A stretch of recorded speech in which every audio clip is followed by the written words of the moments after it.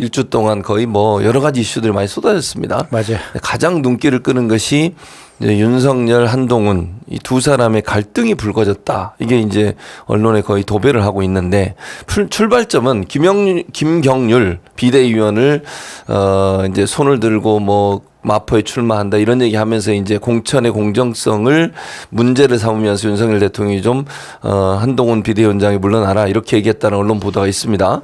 어떻게 보세요 이 사안에 대해서? 그러니까 처음에 사실은 이게 시스템 공천을 하겠다라고 하면서 국민의힘에서는 대단히 이례적인 것처럼 엄청 이제 막 그 자화자찬을 한 그 다음 날. 네. 그 마포 을에 가서 그 하는 행사에서 김경률 비대위원을 갖다가 정청래 우리 민주당 최고위원회 대항마로 뭐 공천을 할 것처럼 이렇게 막 발언을 해버렸어요. 그렇죠. 그러다 보니까 그 자리에 이제 그 12년 동안 원외 당협위원장을 했던 김성동 위원장이 반발하면서 나가는 그런 일이 이제 벌어졌고 마찬가지로 이제 그것이 그러면 비대위원장이 공천에 관련된 어떤 권한도 없음에도 불구하고 그러면 이렇게 사천처럼 전략공천을 막 꽂을 수 있는 거 아니냐라는 그렇죠. 이제 두려움들이 수도권에 출마한 모든 이제 그 후보들한테 다 이제 퍼진 거죠. 그러니까 그런 것들이 대단히 큰 문제가 되었고 이와 관련해서도 이제 저 대통령실에서 문제 제기를 했잖아요. 그렇습니다. 사천과 관련해서 문제 제기를 했는데 그러면서 이제 주말에 갑자기 대통령실에서 뭐 그리고 또 당의 고위 관계자하고 한동훈 비대위원장이 만나가지고 했는데 비대위원장의 사퇴를 요구했다. 뭐 이런 게 이제 단독 기사로 대통령실 고위 관계자하고 뜨기 시작했어요. 그래서 저 이걸 보고 이게 뭐지? 처음에 참 웃기잖아요. 내용이. 웃기죠. 그러니까 일단은 대통령실에서 이렇게 요구할 권한이 있나요? 없죠. 당무 개입이죠. 당무 개입이죠. 그것도 웃기고 그다음에 지금 이게 이 내용들을 이제 들여다 보면은 한동훈 장관이 이제 사천과 관련된 대통령실의 그 문제 제기는 사실 표면적인 것이고 실제로는 그 김경률 비대위원이 계속해서 그 김건희 여사의 명품백 수수와 관련해서 비판적인 얘기들을 많이 했잖아요.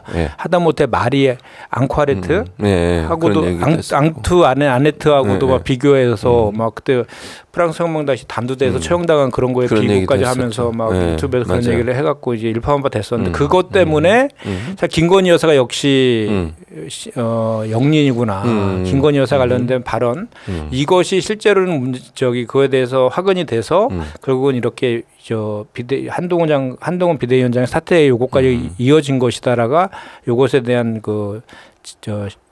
실제적인 속내의 진실인 것 같다 이렇게 생각합니다. 그런데 기본적으로 이제 이렇게 불거졌는데 대통령실과 한동훈 비대위원장의 갈등이 커지면 이런 얘기까지 이제 한간에 이거는 뭐 언론에 보도된 내용은 아니고요.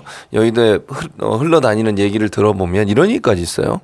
원희룡 비대위원장 카드까지 검토하고 있다 이런 얘기까지 있어요. 그러니까 예를 들면 한동훈 비대위원장을 물러나게 하고 그 자리에 원희룡 비대위원장으로 교체하려는 그런 얘기까지도 흘러나오고 있습니다. 이건 뭐 사실관계 확인된 내용은 아닌데 그러면 김현정 특보 생각할 때 그 정도까지 가겠냐는 거예요. 자, 그러면 이게 이렇게 갈등이 불거졌는데 이 불거진 갈등이 수습이 될 거냐 아니면 한동훈 비대위원장의 사퇴까지 연결될 거냐 어떻게 전망하세요?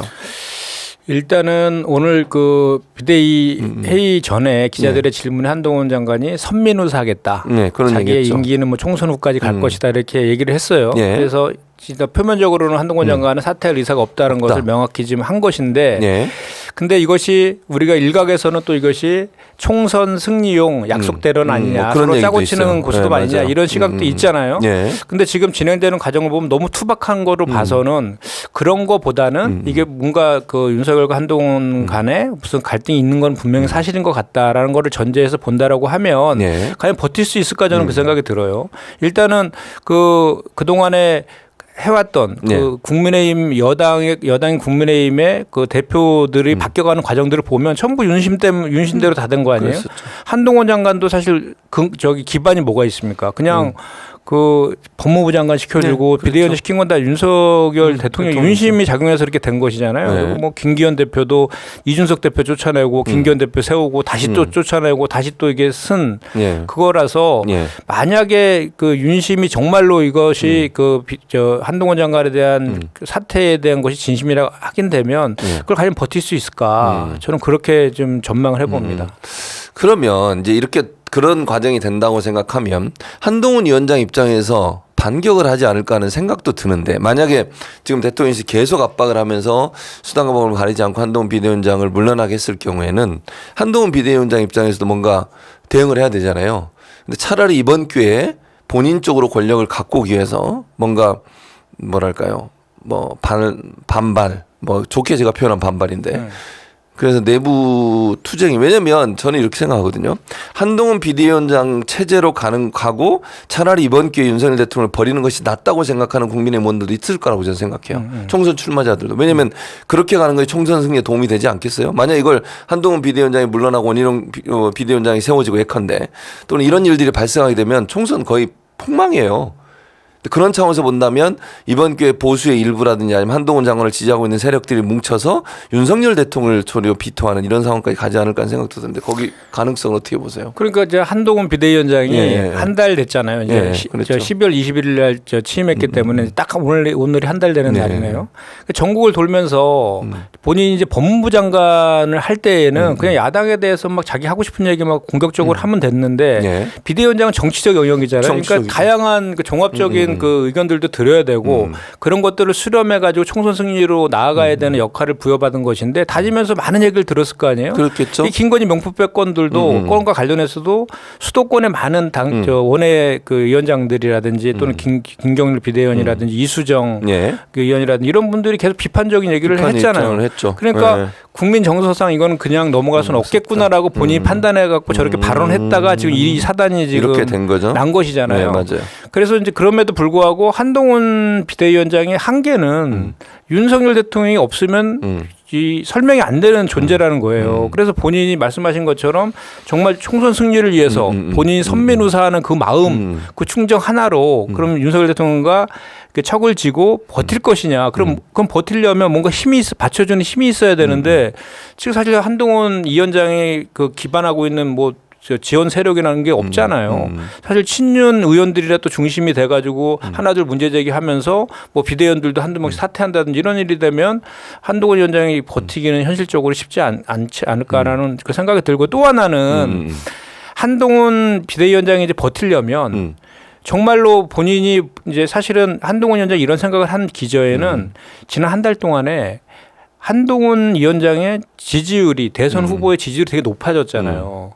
그래서 이제 내가 이제 자기의 체급이 상당히 높아졌다라고 본인 스스로 그렇게 평가할 수도 있어요. 그런데 문제는 국민의힘 지지도라든지 국정 지지도는 전혀 지금 올라가지 않고 정체 상태이잖아요. 그러니까 한동훈 위원장의 본인의 존재감만 드러났고 당과 그 윤석열 정권에는 도움이 되지 않는 그런 그 행보들이 한 달 동안 한 것이다라는 게 또 평가로 이게 드러나고 있는 거 아니겠습니까? 그런 차원에서 봤을 때 한동훈 장관이 이제 그런 것들을 착각해서 본인의 체급이 상당히 높아졌다고 생각해서 이런 것들까지 나아간 것 같은데 결국은 그럼에도 불구하고 한동훈 장관의 기반은 윤석열 대통령이기 때문에 버틴다는 것은 제가 볼 때는 현실적으로 불가능하다 그렇게 생각합니다. 근데 만약에 한동훈 비대위원장이 그럼 물러나게 되면 한동훈 비대위원장의 정치 생명은 끝난다고 봐야 될까요? 아무래도 그렇지 않겠습니까? 그러면은 그리고 한동훈 이제 위원장이 이 국면을 정말 선민우사하는 마음으로 정말 그 국민에 대한 충심이라든지 그 국민의힘의 총선 승리를 위해서 사심 없이 본인이 정말 의협심을 가지고 이렇게 하는 것이다라고 하면 지금 이렇게 그냥 국민이 걱정하는 부분이 있다. 이 정도 수준은 안 되잖아요. 김건희 여사와 관련된 각종 의혹에 대해서 수사 요청도 해야 되고 조사 요청도 해야 될 거고 특검법에 대해서도 받으라는 것까지 나아가야 되고 오송 지하철 참사라든지 뭐 최상병 수사의 의혹이라든지 이런 것들에 대해서 전부 다 국민의 눈높이에서 정말로 그 비대위에 바랬던 수직적 당정 관계를 깨고 그 윤석열 그 정권의 그런 잘못된 국정 기조에 대해 쓴소리를 하는 그런 모습들을 보여줘야 되는데 과연 한동훈 비대위원장이 그렇게 나아갈 수 있을 것인가 그 한계도 있는 거예요. 그래서 일단 당장은 그 이제 사퇴를 거부하고 있는 모양새지만 그 이후에 그러면 본인이 존재감을 가지고 나아가려면 제가 좀 전에 말씀드린 그런 것들을 치고 나가줘야 되는데 그렇게까지 할 수 있을 것인가. 그렇게 되면 본인 스스로도 그 자기의 그 존재감이라든지 역할이나 이런 것에 대해서 한계를 노정할 수밖에 없는 그런 상황이기 때문에 그리고 한동훈 장관 지금까지 이렇게 그 존재감이 부각되고 했던 것은 예. 사실 뒤에 윤석열 대통령이 있다라는 그렇죠. 그것을 알고 있기 때문에 그런 거 아니겠습니까? 네. 또 보수 언론에서도 띄워줬고 네. 그런 것들이 와르르 무너지는 그런 순간 한동훈 위원장이 스스로 뭐 저거 세우는 것은 현실적으로 가능하지 않을 것 같습니다. 그러니까 이제 마지막으로 또 질문을 드려보면 그 상황이에요. 지금 말씀하신. 그러니까 한동훈 비대위원장이 나서서 김건희 특검도 해라. 또는 뭐 이 김건희 이거 문제 있다라고 적극적으로. 왜냐하면 자기를 밟으면 꿈틀거리잖아요. 네. 그리고 만약의 경우 그래서 보수 언론이 왜냐하면 보수 언론 지금까지 김건희 여사에 비판적 입장 냈어요. 사실은 조선일보까지도 나서가지고 이렇게 하면 안 된다고 얘기를 했고, 근데 한동훈 비대위원장이 계속 띄운단 말이죠. 그럼 보수 언론이 만약의 경우에 이거는 윤석열 정부를 버리고 한동훈 비대위원장 체제로 차기 대선 체제를 빨리 막 구축해서 이번에 바람을 일으켜가지고 국민의힘에 어떤 뭐 승리를 노리는 그런 전략으로 갈 수도 있겠지 않나 하는 생각이 드는데 어떻게 생각하세요? 근데 그거는 현실적으로 네. 이제 과거에 이명박 정부 때 이제 박근혜 비대위 뭐 그런 것들 그리고 2016년도 김종인 비대위 이런 것들을 과 많이 이제 비교를 해가지고 그런 가능성에 대해서 얘기하는 분들도 일각의 시각이 있던데 그때는 정권 말이었잖아요. 정권 말이었고 대단히 위기 상황이었고 근데 지금은 집권 2년도 안 됐는데 그거를 그 유력한 차기 대선 후보로 띄워주면 바로 레임덕 오지 않겠어요? 그렇죠, 그거를 윤석열 대통령이 받을 수 있을 것이냐는 현실적으로 저는 가능하지 않다라고 보고 그다음에 지금 이게 김건희 명품백 관련해서는 우리가 꼭 짚어야 될 것이 두 가지 측면이 있는데 지금 대통령실하고 국민의힘 한 가지 측면만 계속 부각시키는 거예요. 이게 뭐 이렇게 몰래 이렇게 촬영했다라는 것 그리고 뭐 정치 공작이다 이런 프레임만 찍고 있는데 그렇게 뭐 실제로 이렇게 함정 그 몰래 촬영하고 이런 것들에 대해서는 그거의 위법성에 대해서는 지적하는 것은 한 면인 것이고 분명히 받았잖아요. 명품백을 300만 원 상당한 명품백을 받은 것은 영상이 지금 분명히 존재하는 것이고 이것은 그것을 수수한 김건희 여사도 문제이지만 그 받은 걸 알게 되면 윤석열 대통령도 서면으로 신고해야 되고 그렇죠. 또 받은 것을 돌려줘야 되는 그 장문의 문제도 있는 거잖아요. 그러니까 윤석열 대통령까지 연관되어 있는 거거든요. 그렇기 때문에 이것에 대해서 검찰에서도 각하시키지 못하고 배당했잖아요. 수사에 대한 배당을 할 수밖에 없는 그런 상황인데 이렇게 대단히 중요한 문제에 대해서 너무 쉽게 지금 한쪽 부분만을 부각시켜 가지고 이렇게 이걸 유야무야 넘어가라는 것은 국민적인 상식적인 문제에서는 이거는 뭐 동의하기 힘든 그런 내용. 그러니까 그 과정에서 해명한 거 보면 대통령실 해명을 했어요. 네, 지난주에. 그 해명도 너무 황당무계하다고 저는 생각을 하는데 해명의 내용이 이렇습니다. 국가 원수가 선물을 받았고 그 선물은 국가에 귀속된다. 이런 논리 가지고 그 선물이 국가에 귀속돼 있다는 식으로 얘기를 하더라고요. 어떻게 들으셨어요? 그럼 다른 공직자들도 그 뭐 이렇게 선물로 받은 거 그냥 보관해두면 괜찮은 거예요? 국가에 귀속되는 거죠? 네, 그거는 말이 안 되는 논리.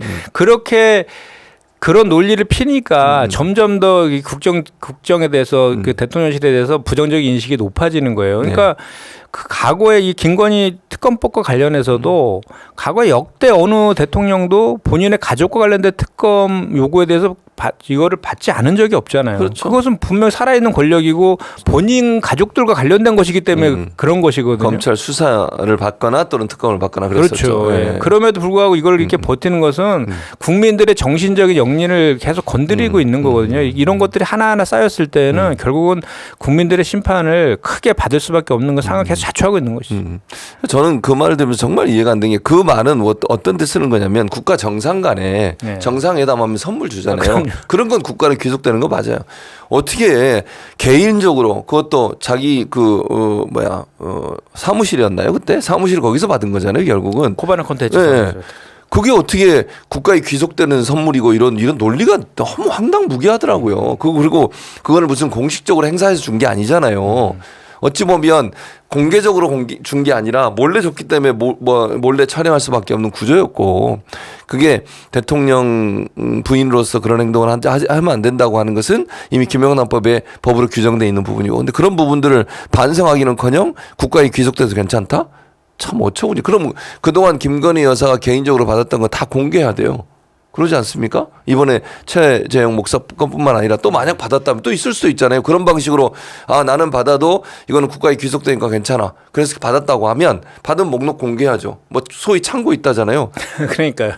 그러니까 그리고 이제 내로남불이라고 내로남불적인 측면에서 보더라도 예. 우리 저 이재명 대표의 김혜경 여사 네. 초박 관련된 거에 대해서 계속 얼마나 그랬죠. 청탁금지법 네. 위반이다, 김영란법 그랬었죠. 위반이라고 비판했습니까? 근데 맞아요.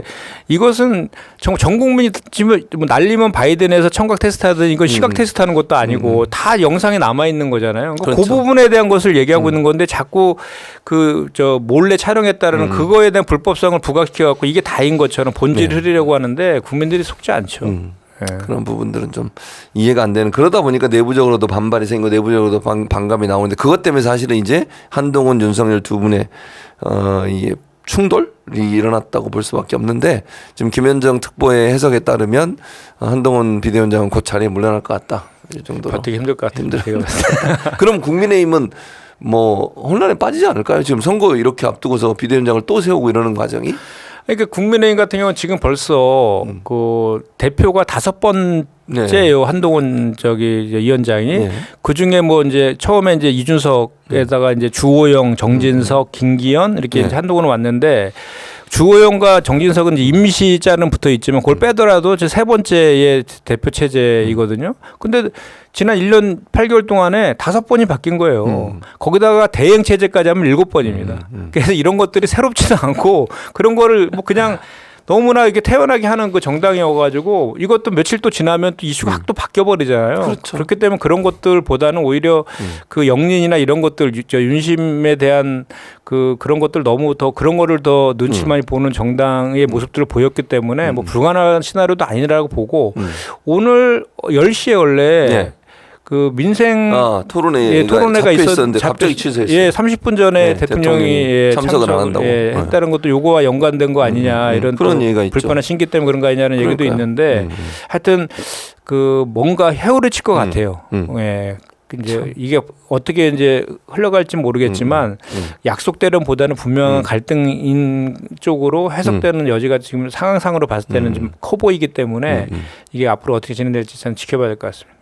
아마 이제 소위 대통령실의 고위 관계자가 한동훈 비대위원장 만나서 사퇴를 얘기했고, 이거 언론 보도예요. 한동훈 비대위원장 거절했다고 그래요. 윤석열 대통령 화가 많이 나 있겠습니다. 그런데 그것도 비서실장이 갔다는 거 아닙니까? 대통령 그렇게 지금 언론 보도는 그렇습니다. 대통령이 한 얘기잖아요. 그렇죠. 바로 전달된 거죠. 예. 그거를 이제 거부했으니 지금 아니 둘과의 관계가 검사 시절부터 얼마나 둘이 끈끈했죠. 근데 저는 한편으로 이런 생각도 들어요. 두 사람 사이에 비밀이 많지 않겠습니까? 그렇죠.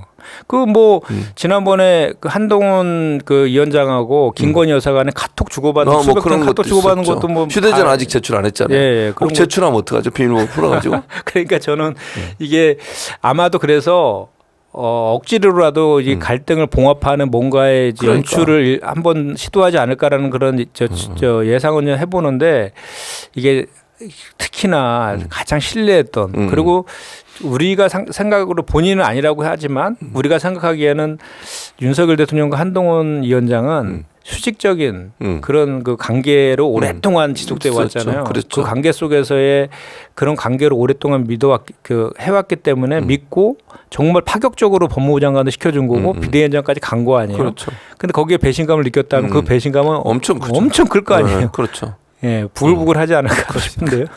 그러니까 서로가, 근데 아까 말씀하신 것처럼 두 사람이 오랫동안 수직적 관계였고 여러 군데서 같이 일을 한 적들이 특검에서도 그랬고 여러 가지 일들을 많이 알고 있잖아요.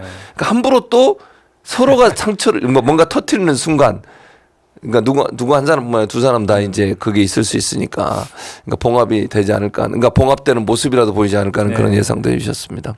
참 좀 재밌을 것 같아요, 앞으로 전개되는 과정이. 그러니까 저는 진짜 어제 이거 보고 뭐지? 그러니까요. 저도 황당했어요. 지금 기사를 보고. 유승민 전 의원도 한번 개싸움이라고 또 한번 일갈했더라고요.